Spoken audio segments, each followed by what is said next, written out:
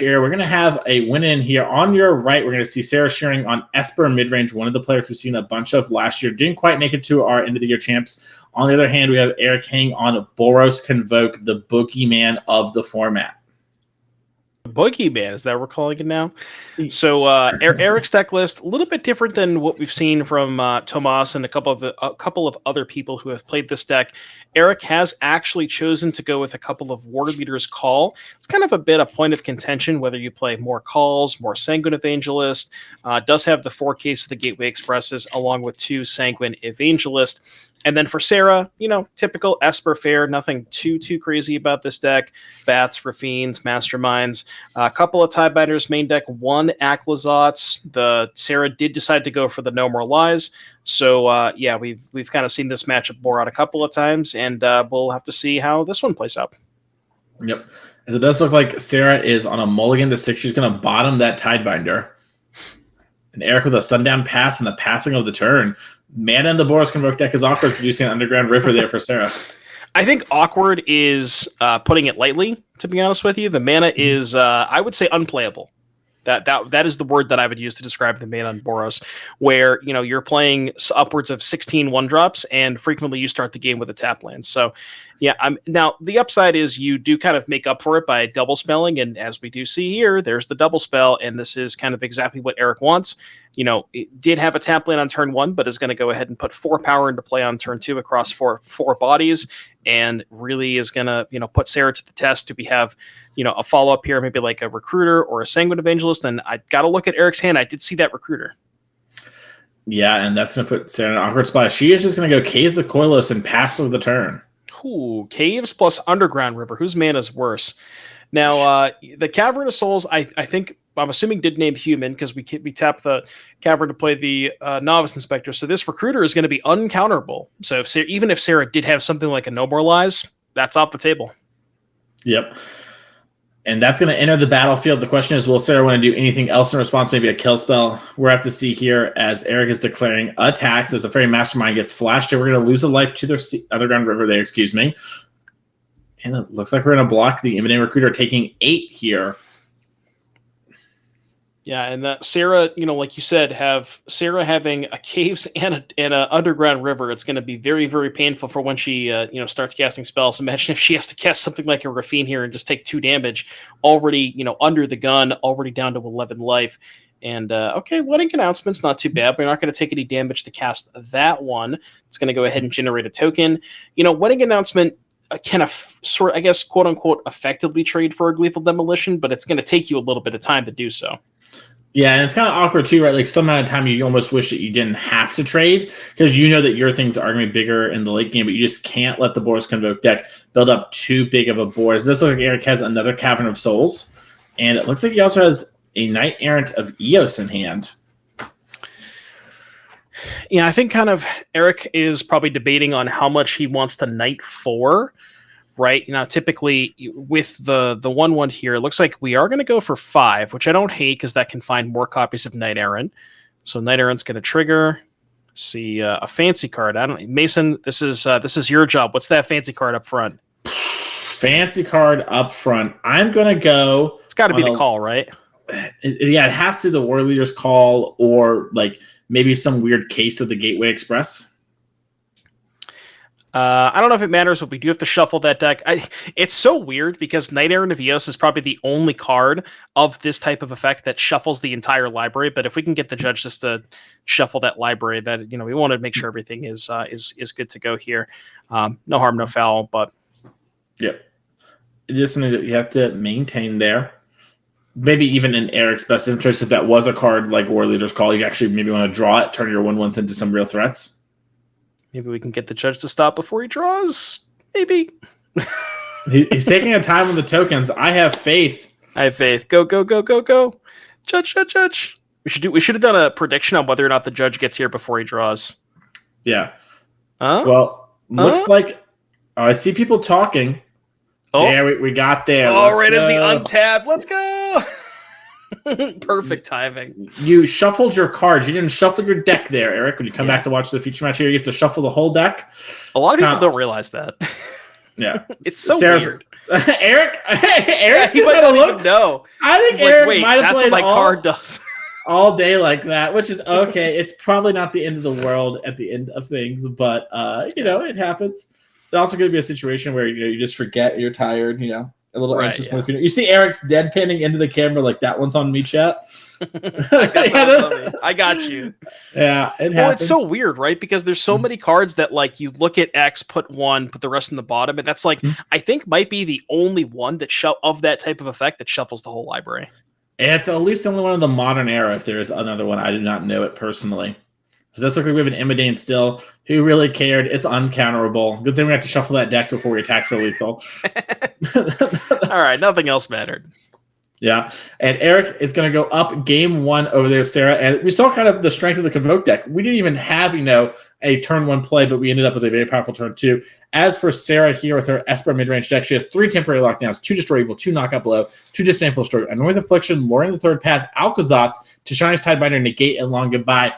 Devin, what in your sideboard do you like versus the Convoke deck, and why here for Sarah? Well, I mean, this is kind of the matchup that we talked about the whole weekend. You have to, if you showed up to this tournament, you better be prepared for Boros. And Sarah was. She's got 3 copies of Temporary Lockdown. Those are slam dunks in a matchup like this. Past that, not really a ton else here. Again, we talked about how we don't like the spot removal, Destroy Evil, Knockout Blow. Don't really think you want to go towards those. Disdainful Stroke, I don't think there's any targets besides Knight, so definitely don't want to go towards that. Maybe if it was something where you knew that there were World Leaders calls present in the Boros deck, then maybe you could talk me into Loran, but yeah, past that, not a ton here. Yeah, we have our temporary lockdowns and a dream and some other minor upgrades, right? Let's take a look over here at Eric's deck and see what we have brought with Boros Convoke this weekend, as we do have 4 Invasions of Gobakhan, 3 Destroy Evil, 3 Lithomantic Barrage, 3 Lantern Fair, and 2 Wedding Announcements. Devin, what do you like and why here against Esper Midrange? So under the assumption that you know that there is going to be a lot of sweepers present, which you can safely assume, probably want to go towards the Wedding Announcements as kind of like ways to fight through the sweepers and, get a little bit of card advantage and just draw some extra cards, get through it that way. You could maybe Destroy Evil because it kills Rafine, and it can also kill the Temporary Lockdown in a pinch. After those, Invasion, not really for this matchup. You want Invasion against the more expensive sweepers, stuff like Sunfall, Farewell, but it's not the best against Lockdown. Making it cost 5 is it's fine, but I don't think you want to go towards that. And Lithomantic Barrage, probably good. You probably want that one against Rafine too. Yep. Yeah, it's one of the things with the Boros Convoke deck is you want to be careful about how much you're sideboarding too, right? Because your deck does still need to function. So sometimes you see players do things like this with their sideboard where they just kind of have a bunch of a card and they bring in that kind of card in the matchup. This is one where things get a little bit trickier sometimes, a lot of things that overlap, and that's kind of one of the challenges of playing against this Esper midrange deck that has been so popular and one of the better decks about 6 months ago. So let's head on down to the feature match chairs. Our players are almost done shuffling. But, we saw Esper sort of be the boogeyman of the format before things, and Domain kind of took over at Worlds, and now we're seeing Boros Convoke kind of raise its head as hey, I'm Pioneer Light, you have to have a real game plan for me where you will fail. Yeah, absolutely. I don't know how much standard or how much of this matchup that you've played, but for me, from what we've seen over the weekend in terms of Boros versus Esper, it seems like even with the sweepers in the sideboard, Esper seems to be a considerable amount behind Boros. I don't know if you get that vibe too. Yeah, I think if you don't have stuff like Dinnick or Deep Cavern Bat on turn 2 and then start refining them, it's going to be really hard because they just build up, and then eventually attack with an Imodane or a Sanguine Evangelist or a Warleader's Call. And that sort of build burst plane is pretty good against decks that are just trying to 1-for-1. Yeah, and chat's bringing up, yes, Eric would theoretically be in with the draw, but we got a pair down. Sarah is 5-0-2. Sarah cannot afford a draw. I'm fairly confident that Sarah is in with a win, but she cannot take a draw, and that's why we're playing out this match. So, and it's a similar story on our backup table. Let me pull up the standings here. So on our backup table, we have a 5-1-1 getting paired down into a 5-2. So again, neither player can take a draw in that match. So yeah, when we get to this, these late stages, the last round of the tournament, there's some weird stuff that comes in terms of pair downs and who can draw, who can't draw, all that stuff. Yep. And, Eric obviously wants to win either way, but winning is going to be extra good if we win here because we're going to be on the play for the top 8. And with a deck like Boros Convoke, that might make it a situation where Eric becomes suddenly a heavy favorite to win the whole tournament. Just being on the play with this deck is so much better than probably every other deck in the format. Yeah, absolutely. The play draw disparity is massive with this deck, especially when you're starting on a tap land. You want to make sure you can play your tap land so you can actually start playing spells in turn 2 instead of playing third. Yep. As we do see Sarah here, bottoming something very quickly. It looks like she has a shiny Tidebinder, Wandering Emperor, and some lands in hand as we do play a Darkslick Shore and a passing of the turn. Oh, untapped land on turn 1? What's it like, Eric? We do see a Plains into Warden of the Inner Sky here. If the Resolute Reinforcement in hand, we might have a little 1-2 Buckaroo moment there as Gleeful Demolition was the draw for turn. And that can lead to some very explosive starts here. Yeah, it's weird. I see a Novice Inspector, a Gleeful, and a Mountain. So I would imagine that's probably where you would want to go here for Eric. Okay, go for the Throat's going to take care of the Warden. Heads up play for Sarah to do it before the Inspector comes into play so Eric cannot get a trigger off of that. Yep. And like you mentioned, Eric seems to have a Mountain in hand, so we might see something like Gleeful Demolition here and just get back on board. And this is what we saw in game 1, basically, except Eric, was on the play there, I believe. And, now Sarah is staring down a full board of creatures, and she has some things that can stonewall it, but, give enough time, Eric will rebuild. This like a wedding announcement is going to be the play for Sarah off a Shattered Spire. Yeah, I saw a 3-mana tapped and a white card. I thought it was a temporary lockdown, but unfortunately for Sarah, it is not. It is that wedding announcement. And, if Eric has something like a land and a recruiter to follow up, I see a red card in Eric's hand. I can't tell if that's a recruiter or a second Gleeful, but we will have to see here. We're going to main phase a Reinforcements, which leads me to believe probably casting a Knight-Errant of Eos, if I had to guess. Yep, there it is. See, I'm good at this, Mason. You got it. Top 6 cards are coming off the deck there for Eric. It looks like a bunch of lands at the start there. Let's see how many he does hit. It looks like a no-hitter. Ooh. Good news for you, Eric. This get shuffled back into the deck so you can draw those spells for later. You saw how he was shuffling the pile and then yeah. I mean, to be fair, I play a good amount of the Boros Convoke deck at Pioneer, and I shuffle the pile once or twice before I shuffle it. So I wasn't going to give Eric too much for that one. You see him smile and look at camera. He knows. He knows. But yeah, a little bit of a whiff there. Kind of brutal for him, but I mean, it's a whiff, but you also played a 0-mana 4/4. So, how much of a whiff can it really be? You know what I mean? I get what you're saying. I call Lutri the 9th card in the hand, so I'm picking up what you're laying down. Yeah. As we do see a Case. Yeah, Koilos here. Sarah's just instant. Go to the instep, yeah. Yeah, we saw that she did have the Wandering Emperor and Tashani's Tidebinder in hand from that mulligan. Tidebinder, she was probably pretty sad about the Knight-Errant of Eos, I'm going to hit it, but it turns out it whiffed, so she didn't need it anyways. She's going to have that and the Wandering Emperor here to sort of hopefully stabilize the battlefield if you're a Shearing fan. So it's like we're going to pop the blood, discard a Mountain. Yeah, Eric really wants to look for... I see 2 lands in hand for Eric, so yeah, relatively nonsense leftover. So Emperor is going to exile the Knight-Errant, and I would imagine... Now the question is, do you trade here or do you just take it all? Because if you don't block this turn, you can flip the announcement to have 3/2/2. So Sarah is going to take it all, and I think I like that. Yeah, I think Sarah can kind of smell weakness here too. If Eric wasn't doing much, like if there was an Imodane or something like that, we would see it. Only really Sanguine Evangelist makes a lot of sense to be played post combat, and even then, getting the wedding announcement flip, it's probably going to end up being okay there. So I like this play from her as a Restless Anchorage is the play for turn. She's going to make a Samurai off the Emperor, wants to make sure she's banned down the hatches.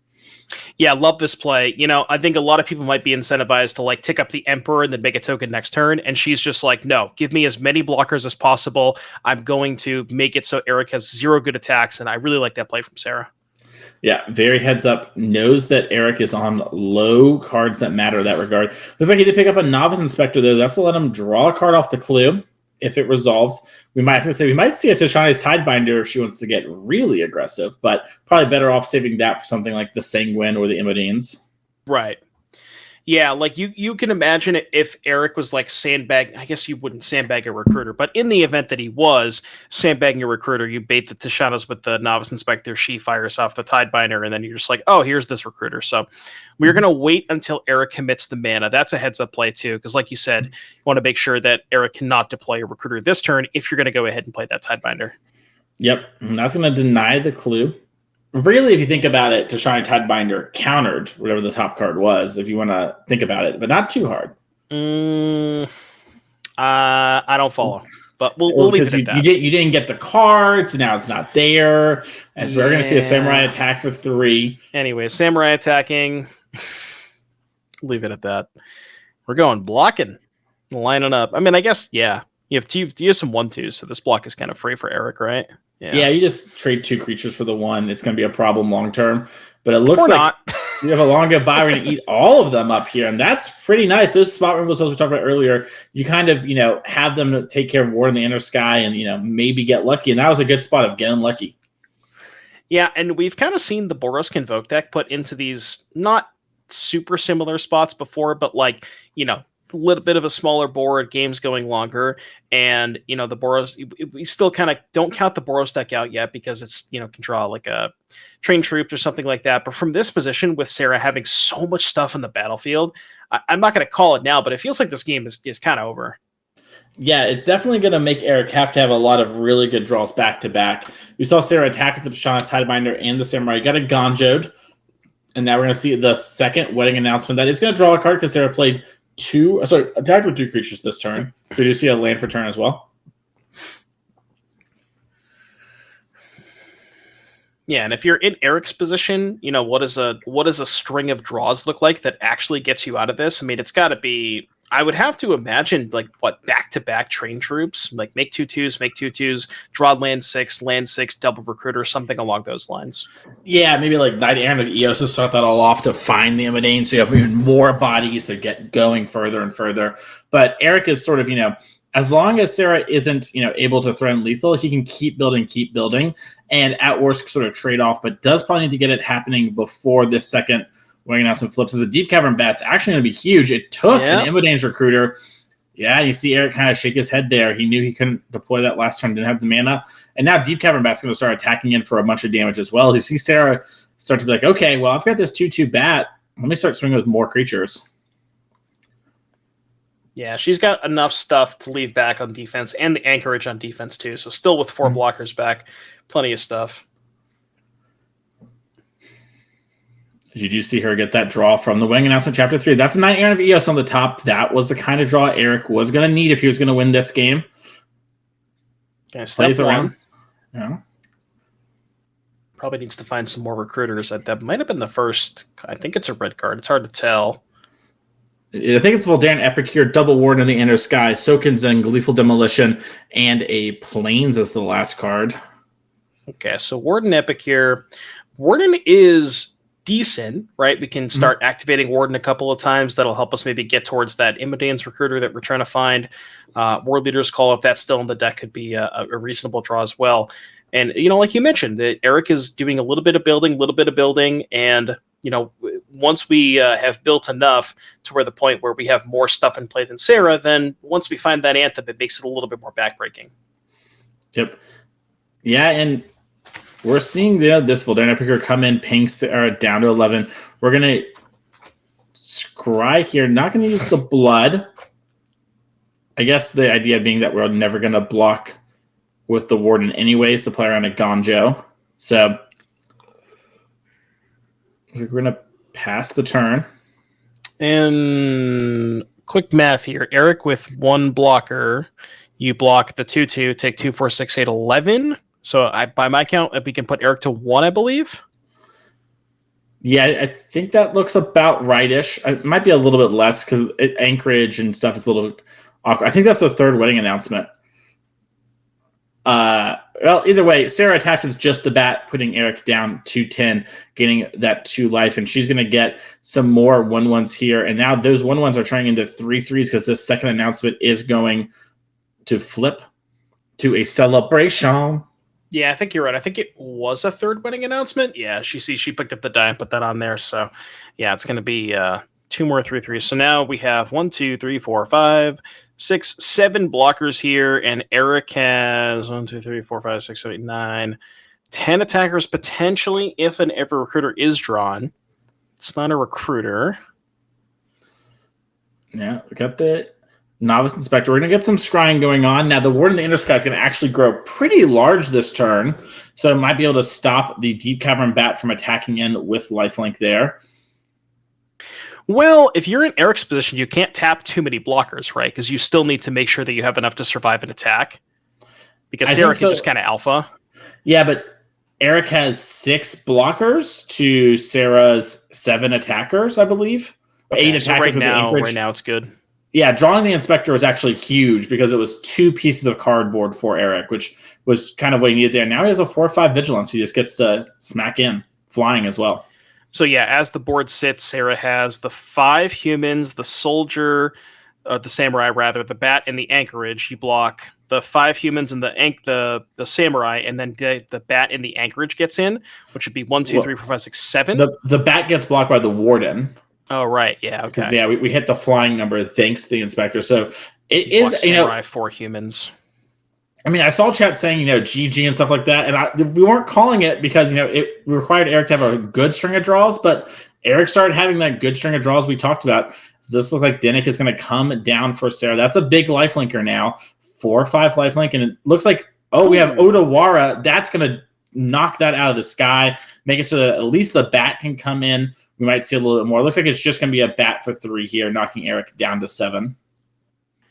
And that's a big tempo swing too, because now Eric has to spend not only another turn, deploying that Warden, but also another turn growing it back to the point where it can actually block a bat.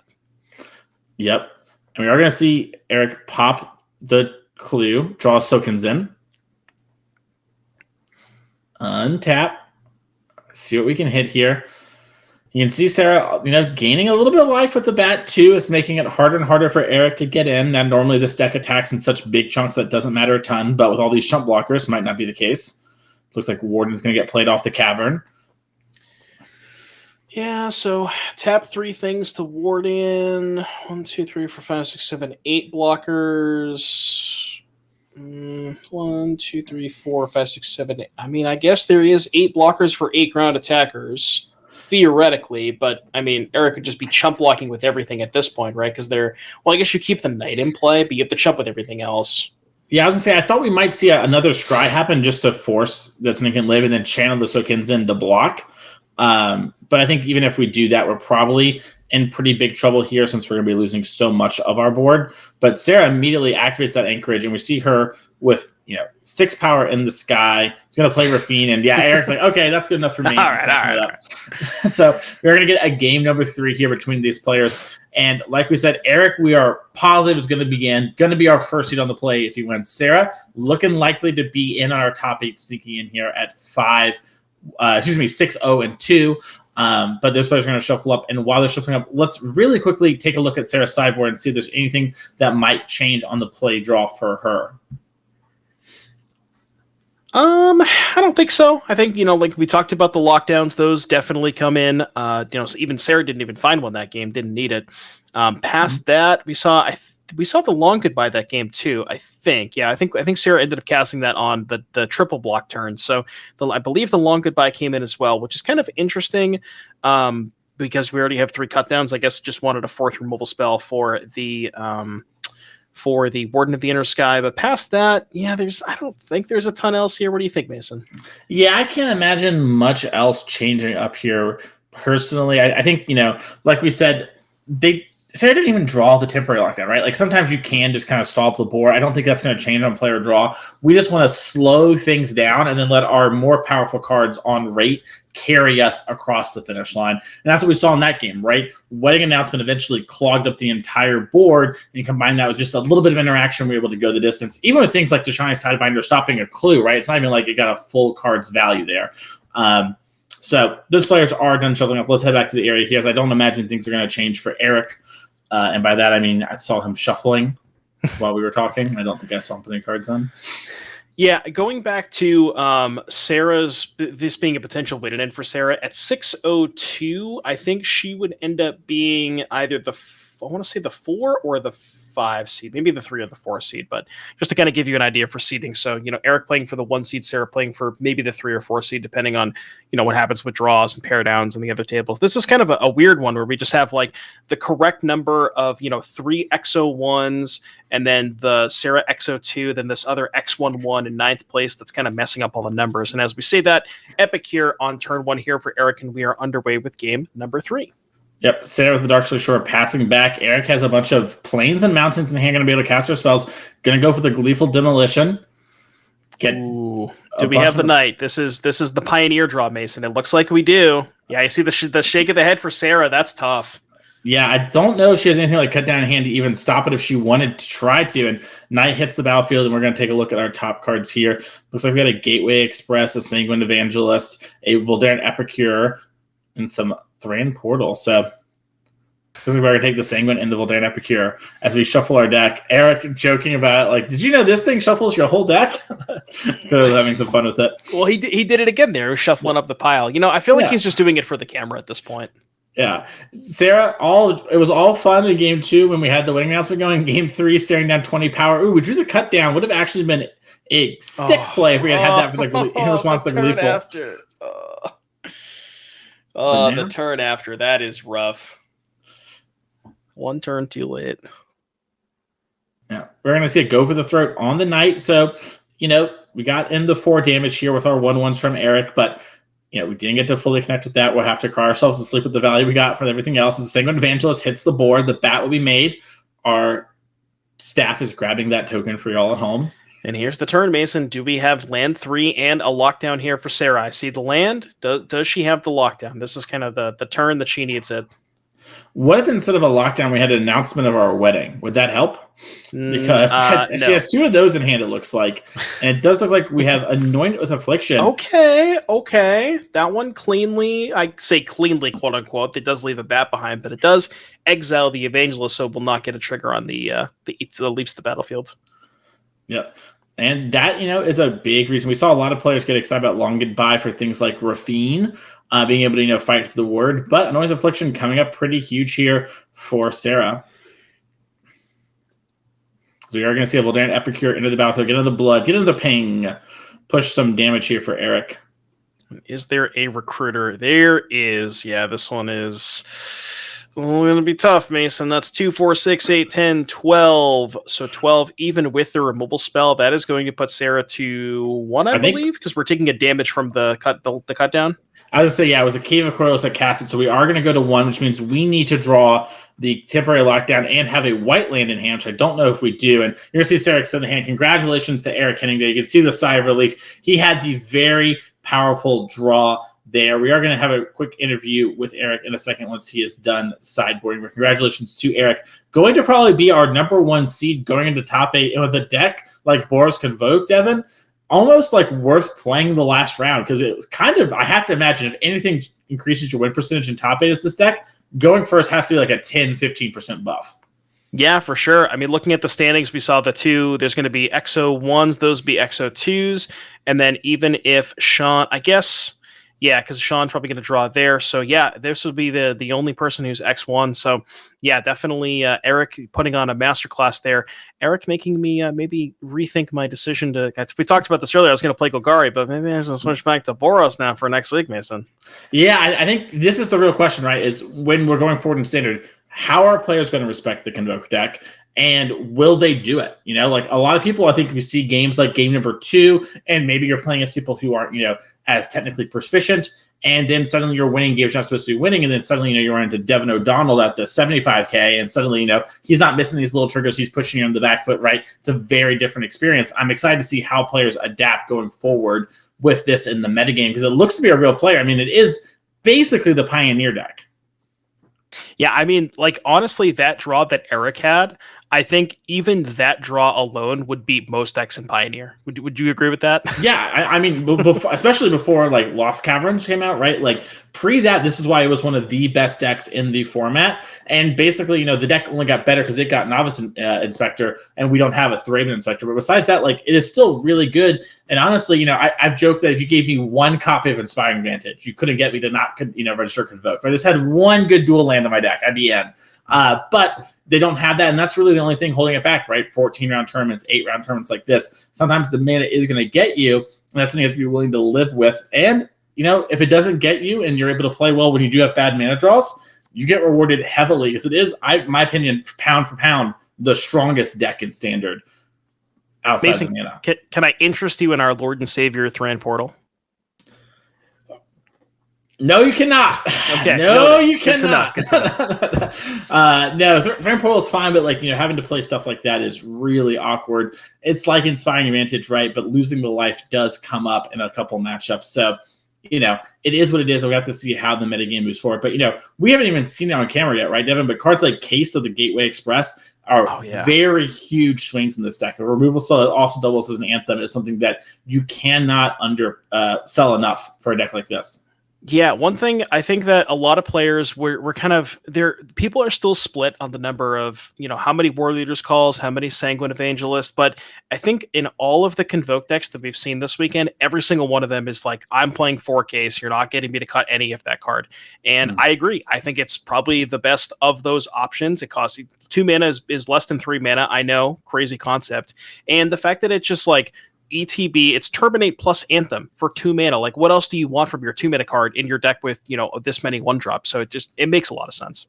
It really does. I assume we're going to be ready for this interview in just 1 second here from our player, Eric, who just made our top 8. But yeah, I think the deck is sort of, the deck to beat in Standard. If you're going to your local RCQ, you need to have a plan for the Convoke deck. And things like boarded up windows that we saw some players turn to for stuff like Infect doesn't really work against Convoke. The Gleeful Demolition is a main deck card. They overpower it, right? Like, you're going to need to have actual cards dedicated to this matchup, which is interesting, right? Like, as that sort of stuff develops, maybe things like Domain get a little bit better, right? Players have less sideboard cards for them. They're playing more kill spells. It's going to be an interesting sort of waltz that we see happen in our Standard metagame over the next coming weeks. Yeah, typical rock, paper, scissors thing where you have rock dominate 1 week, the next week you have paper dominate the next week you have scissors, and then so on and so forth. So, depending on how well Boros does this week, we'll have to see if people prepare their sideboards for it next week, so on and so forth. Like you mentioned, maybe Domain can make a comeback, not only because, honestly, Domain doesn't even feel like it's that bad against Boros, because it's one of the few decks that can actually main deck Lockdown and not feel too bad about it. So if you Domain with 4 lockdowns, maybe that's the way to go next week. Yeah, Domain with some lockdowns. Maybe you play a couple of depopulates instead of Sunfalls, right? Get a little bit more respect that direction. Could be a very reasonable choice for players going into both the 75K and your local RCQs. It's going to be interesting. You talked about wanting to play Golgari midrange here as we're waiting for the player to set up. Glissa is a card that actually, lines up really well against some of these cards. The First Strike Death Touch blocks so many of the things, right, in the format, and then lets you kill things like the Case, lets you kill things like Warleader's Call, and, is like just kind of a powerhouse in the mid-range mirrors. It could be, make a lot of sense to play that as, the Black X deck of choices. I think, and correct me, if you disagree here, I think Black is the best color in Standard. It's just the Convoke deck is the best deck in Standard. Oh, yeah. Yeah, for sure. Black has the kind of the deepest range, I guess is the best way to put it, where it has maybe the best all the way up the curve, best 2-drop Deep Cavern Bat, best 4-drop Shieldred, best removal spells. So, Black is definitely the most well-rounded color. But yeah, Boros Convoke does appear to be the talk of the town here. I think I see Eric in our background. We might be ready to go down to that interview in just a second. All right. Congratulations, Eric. How are you doing? I feel fantastic. Yeah. Tell us about it. How's your week? Mm-hmm. I was going to say, after my soul left my body on that whiff. Yeah. Yeah, that was rough. So how has your weekend been so far with this Boros Convoke deck? This was really the talk of town going into Standard. There's a lot of worries about the mana. What's your experience been like so far? Yeah, the mana can be weird. We're playing 8 basics, which, there's a lot of good fixing right now and a lot of good utility lands, but it's been pretty good. My one loss was to a friend playing green-black Obliterator. But otherwise, it's been fantastic. Yeah, absolutely. The one thing that I was going to mention was this is kind of we've seen a lot of Boros Convoke on camera over the weekend, and one thing I noticed is your 3-drop split. So you have 2 Sanguine Evangelists, 2 Warleaders Calls, and then the 4Ks of the Gateway Express. So talk to me about that. Did you maybe start with more calls? Did you think about playing less calls, more Evangelists? What were the numbers like? Yeah, I started out on 4 calls, and through testing kind of realized that case was just a better option. So made the switch there. Still like having 2 main deck. Oftentimes you can lose your board and put them in a spot where they're somewhere around 6 to 8, and just kind of kill them off the pings off Warleader's call. But it's usually one of the first cuts going into game 2. And Evangelist, there's a lot of good removal right now. Long goodbye can be a problem where you don't get the triggers as well. So I've kind of moved down from 3 to 2 there. Makes sense. Going into this top 8, you're going to be our first seed going in. You're going to be the only one with your record. So congratulations. Yeah. Okay, well, welcome. You're going to be on the play in top 8. If you so want it, you can always take the draw if you want. Go up a card. Some people spend a card to do that, Eric. It's not outside assistance. It's just a fact. But how do you feel when you're playing these kind of tournaments? You just top 8 this big 5K. You're playing for our end of the year championship, right? Whoever wins this goes there. It's a $30,000 PTQ as well. How do you sort of keep your head cool in moments like this? Yeah, it's tough, but I think take a deep breath beforehand. Don't let the moment get bigger than you, and just play as tight as you can, right? Magic is unfortunately magic sometimes, and control what you can, and hope for the best. Absolutely. Yeah. So, Mason did bring up that you're going to be the 1 seed going into our top 8 here. As far as the rest of the top 8 is concerned, I don't know if you've, know what some of the players are playing. Is there any particular person or deck that you really want to dodge that are towards the top tables? Maybe people that have drawn in, or anything that you don't want to play against? Yeah, that 4-color Legends with the Overslime. I don't know. I saw a couple of those floating around. I played one of them in the Swiss, but once their engine gets going, it's very difficult to fight through like a Sokenzan every turn. So I'd probably like to avoid that one. Slowly dominating the standard format, 1 person at a time. We'd love to see it. Well, Eric, we're going to give you a little bit of time before top 8. Congratulations, and we'll be seeing more of you in just a little bit. We're going to try and get some more magic in, though. So let's cut on back to the booth here and try and head down to that feature match area. But it was great to see that from Eric there. And also great to see his excitement of like, oh, I am on the play, aren't I? Oh, that's kind of exciting. The realization. Yeah, that was perfect. Yeah, maybe I'll like seed 3 or 4. Oh, number 1. That's nice. But we do have a backup match that we're going to try and pull up for y'all right now. We do believe this is another win and in situation going on in our feature match area, as we have Massimo here on the left with Esper Legends, with Chris on the right with Esper Midrange. These are 2 different Esper variants. And Devin, what's the difference between these 2 decks as we sort of jump into this kind of clogged battlefield? Putting me on the spot. Let me get the deck list up real quick here. So for Chris, look like Bat Rafine, Denic Shieldred, Aquazotz. Ooh, there is a spice. There's 2 spicy cards in Chris's deck. I won't spoil it for chat.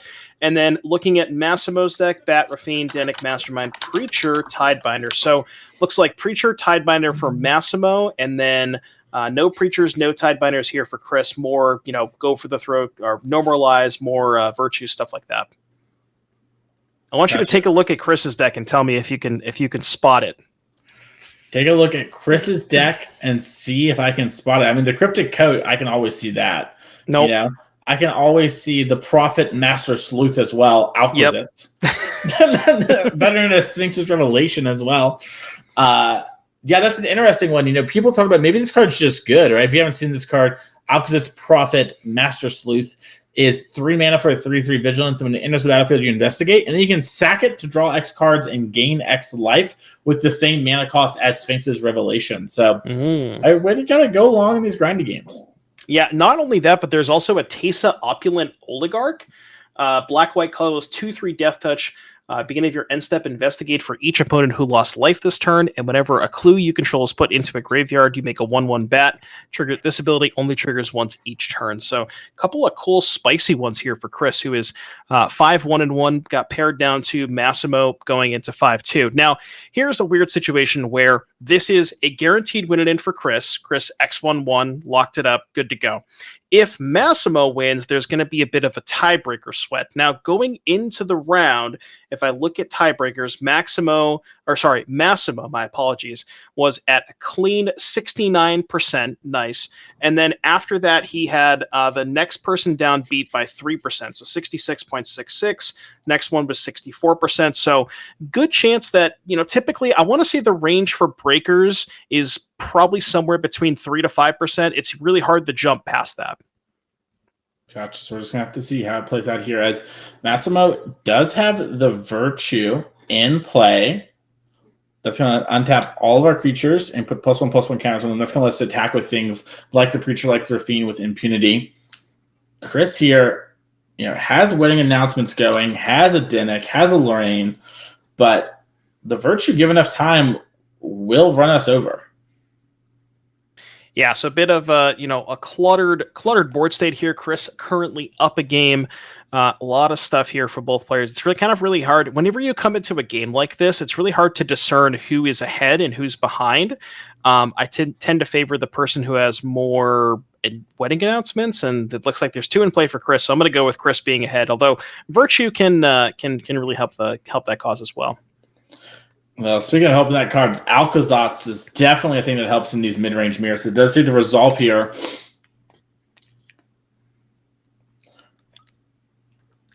Sort of the go-to black mid-range breaker these days. Flying lifelink. When attacked, your opponents discard. You draw cards. Whenever they discard stuff, you make bats. Alkazat's, the second coming of the Scarab God in a lot of ways when it comes to these mid-range things. Just something that comes back over and over and over again and win games very quickly. Would you say that you're beginning to feel like a bat god? Bat god. Yeah, I would. Okay, just checking. I have some friends that have struggled to pronounce Alkazat's name, and I tell them just to call it Eminem, and I don't know what they're talking about, As we do see Massimo here trying to figure out, how am I going to get out of this situation? Because it was looking pretty good before I had this Virtue going, but Alkazats is going to make Rafine a little bit more of a struggle. It's going to put me in a position where I'm going to be behind the 8-ball a bit, and I've got to figure out how in the world I'm going to break through this stall board state. Yeah, it's one of those things where it's like both players are relatively low enough, and it's not clear who, if any, has a profitable attack. I guess if I can try to figure it out, let's look at flyers first and foremost. So there's the Bat God, and I think that's a flip Dinnick on Chris's side, which is a 5/5 and a 4/3 respectively. And then on Massimo's side, you have the Anchorage, which has a counter on it, which would currently be a 3/4. The Rafine is a 2/5. So yeah, there's not really good attacks in the air. I guess there is 2 anchorages, but the Bat God being able to provide lifelink makes that a little bit more awkward, as we see a Preacher attack here. That one's got Death Touch. That one's a relatively free attack. Yeah, we are going to see another lifelinking Vampire come in. Draw 1 off the Connive. Now we might get a Batmate here for Chris, thanks to Alkazat's ability. Oh, right. I didn't even think about that. Yeah, just the looting away after Rafine, giving Chris another flying body here. And now if we go back to that flying math, Chris has, a Deep Cavern Bat, the Dinnick, the Alkazats, and just a regular Bat token. And then Massimo has the Rafine and 3, 6, 8. So it does have enough to do 2 anchorages on defense. But then you're also kind of in this weird position where you might want to activate one of the anchorages on your own turn to get a counter off Virtue, and then have a better blocker on Chris's turn. So there's a lot of things to think about here for Massimo. Yeah, it's going to be a very tough position. Meanwhile, Chris in his head is saying, I'm Batman. As every turn he gets more and more bats. Did you like that one? Something tells me I don't think that is the phrase that is going on in Chris's mind right now. But I'm willing to believe it. I unironically would be thinking that right now if I was Chris. I'd be like, I'm Batman. The skies are mine. Now he attack with Alkazats and put you in an awkward position. As you know, Chris can take some hits, right, for the Preacher and stuff like that, but also can convert the ground tokens into bats. As you know, the Rafine is going to force that to happen. And when Chris attacks with Alkazats, it's going to force a discard, which is going to force a draw, I believe, here, since we have no cards in hand for Massimo. You know what I would do in this position, Mason?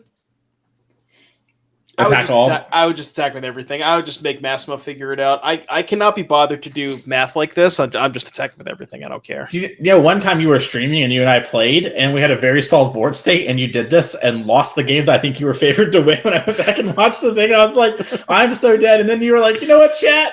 I'm off it. And you right-click attacked all. I like 8 your stuff in combat. And I was like, you know what? Respect. He was done streaming. He went to go to bed. He was off it. Sometimes you're just off it, man. All right. Yeah. You got to know when to be off it.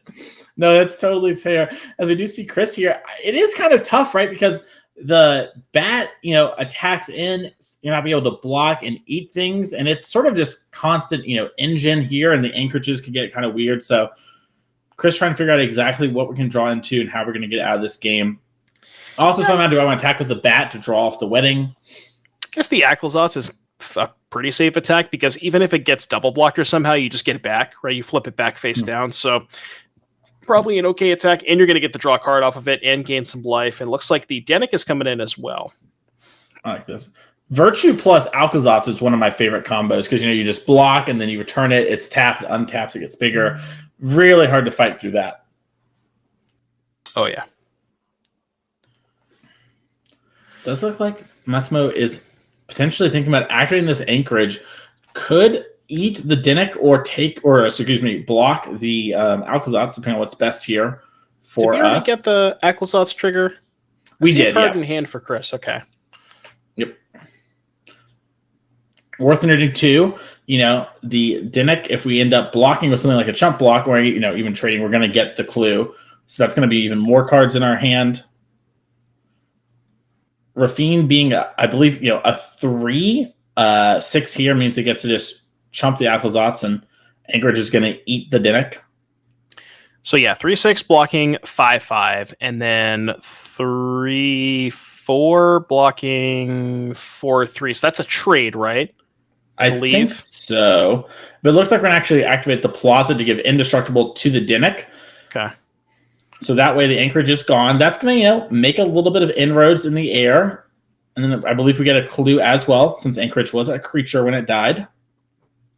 So yeah, this combat didn't go super bad for Chris. I mean, we traded Plaza for anchorage, and we gained 5 life and drew a card off of Bat God. So pretty reasonable combat step. Yeah, and it looks like, what is that?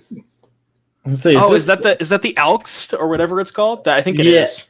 Yeah, that is the Master Sleuth. Yeah, the Master Sleuth himself, better known as Sphinx's Revelation on activate. Now we don't have the mana and stuff that matter too much right now, but honestly, it's going to make combat even weirder when it comes to Massimo here, trying to push in for lethal. Production, can we do a huge favor and put Sphinx's Revelation on the tape? I want to see it one more time. Can we please get Sphinx's Revelation on camera for the folks at home who may not know? We got to see it. If we're seeing it Alquist, we got to see Revelation. I mean, Sphinx's Revelation dominated Standard for a long time, and I'd be interested to see how it would do in the current day, to be honest. I think it would be good. But we're going to find out because Chris did cast Sphinx's Revelation with Suspend One, so we're going to find out how good it is. That is fair. God, production is not agreeing with me. There it is. Let's go. Look at that. Believe it or not, chat, that used to be one of, if not the best cards in Standard. That I don't know how good it would be in today's Standard, but Alquist is going to go ahead and do a nice Sphinx's Revelation impression. I'm pretty excited to see that thing activated. Oh, we got a reader here. Massimo's like, oh, can't let you untap with this thing. Yeah. And it looks like we have a Deep Cavern Bat, which took a Virtue. The Virtue actually would have been so big if we could have get that on the battlefield. It would, kind of negate Massimo's Virtue and put us in a really powerful position. Yeah, and I think the leftover card in Chris's hand was that Tesa as well. So we're getting to see both of those spicy one-ofs in action here that we talked about earlier. Well, at least Tesa's not on the battlefield yet, but we'll see. Yeah.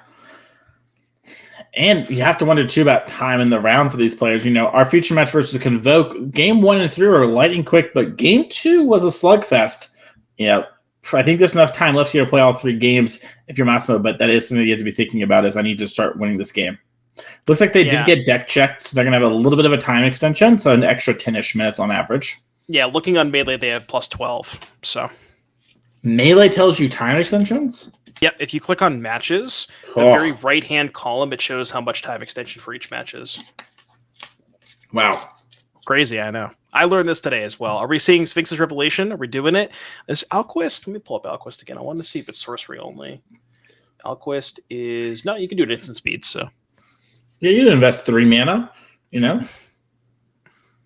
mana, 1 sorcery speed only, you know what I mean? Yeah. So we are going to see Chris tap some mana. Might be a removal spell. Can't quite get a look at what it is. Sport State is a mess. Yeah. Like I said last turn, I'm off it. Yeah. These Esper matchups, especially when the Virtue builds are going on, things get out of control so quickly. You know what? Chris is up a game. What's the worst that happens? The worst that happens, you just go to game 3. It's fine. Yep. As it does look like Chris has drawn his Shrouded Shepherd. Typically, is that the Zealous Persecution? Yes, it's -1/-1 to all your opponent's creatures, and then when it ETBs, you give 1 creature you control +2/+2 in lifelink. Excuse me, +2/+2 until end turn. Very good on the lifelink, or something that we see players using against both Convoke and Infect as a way to let you bat on 2, but not clear your own bat on 3. A nice little tech card. I don't know why I said Zealous Persecution, but I just had that. I had old cards in the mind, so. You're okay? Yeah. So that's going to come in. Although not great against an active Virtue. Not really going to kill that much, but I guess it's maybe going to make the sizing a little bit awkward on blocks, because I'm pretty sure we cast both halves of that, right? Looks like we did. You see, this is where Twitch Chat and I differ. Twitch Chat's talking about Sphinx's Revelation against Shieldred. I'm thinking Sphinx's Revelation with Shieldred. And we do have 2x to life. Yeah, and Chris has 2 Shieldreds in the deck, so it could be live, Twitch Chat. Ayo. As it seems like we are attacking here in the air with the Dinnik, the Alcazats, and the Bat. Yeah, so, okay. Now this... Oh, God, the Shepherd makes combat even more complicated. Oh, my goodness. Okay, so how big is the Flyers? The Rafine would be... I guess it's just remove 1 counter, so it's 2, 3, 6. A 3/6, yep. The Anchorage is not affected by it, so it's still its base size, which is nice. Yep. These 2 wedding announcements makes our things a lot bigger. I wonder how close we are to just, getting to Alpha as Chris. My head hurts looking at this board state, Mason. Understandable. So it looks like what's happening is Alcazats is maybe getting blocked by Rafine again. Yeah, that would make sense, right? 5. Or actually, no, the Alcazats. So the Alcazats got pumped by the Shepherd, right? So it's actually a 4. It's an 8/8 right now. Yeah, I believe it's an 8/8, which is forcing it to get at least chump. So maybe it's a double block on that. It's a little hard to see exactly where things are. The players will let us know. This is why we need Moto. Moto clears all of this up for us. Ugh. Paper magic coverage till I die, baby. As we do see, the Dinnik is dead. The Rafine is dead. The Anchorage lives. Looks like there was a chump block on one and eat on the other. And now the Bat. Oh, the Bat's traded. Okay. So that means Chris is going to get back his Virtue. Pretty big, actually. It's going to allow him to get more things on board and start taking over. Massimo is moving very quickly here. Yeah, rough spot for Massimo because, Chris is just going super wide. Massimo on 4, Chris all the way up at 16. I mean, I can't possibly imagine there's any... Oh, love it. See, Massimo just did what I said 2 turns ago. He's like, you know what? I'm in. Just jam. Shove it. Shove it in. Turn my creatures into the red zone. What do you got? Yeah, these creatures are huge. We're going to draw... You got a piece of paper. What's that? Those are the lifelinking vampires. Oh, okay. Yeah, because we're not going to get to draw from the creature because we are down on life thanks to Alcazats being a huge lifelinker that's attacked a couple times. We know Chris has at least a 2/2 with the Virtue. That's going to allow us to chump block one thing. It might be a situation where Chris just gets to chump, across the board and then threaten lethal in the air. Yeah, we still have this Lorraine in play that hasn't ever done anything. It's a very awkward spot.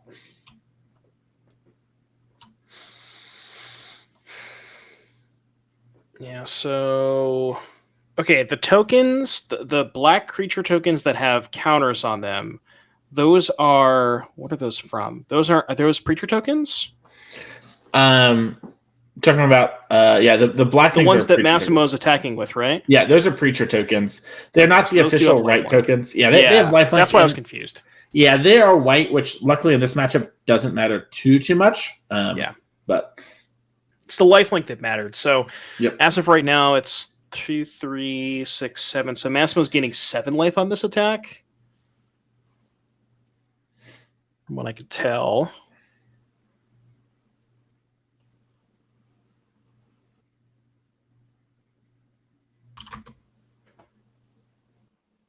All right, we have an hand extended. I'm pretty sure Chris won the match, but it's hard to tell. I'm going to assume it was. I think what happened is Chris won because Massimo was hoping that Chris would make some sort of mistake and then get across for lethal where kill something he really needed dead. But either way, congratulations to Chris there for winning that game. That was a wild mid-range matchup. That was crazy. We're going to see a lot more wild and exciting games in our top 8 here very, very soon. You see my hair. I was pulling my hair out because of how crazy it was.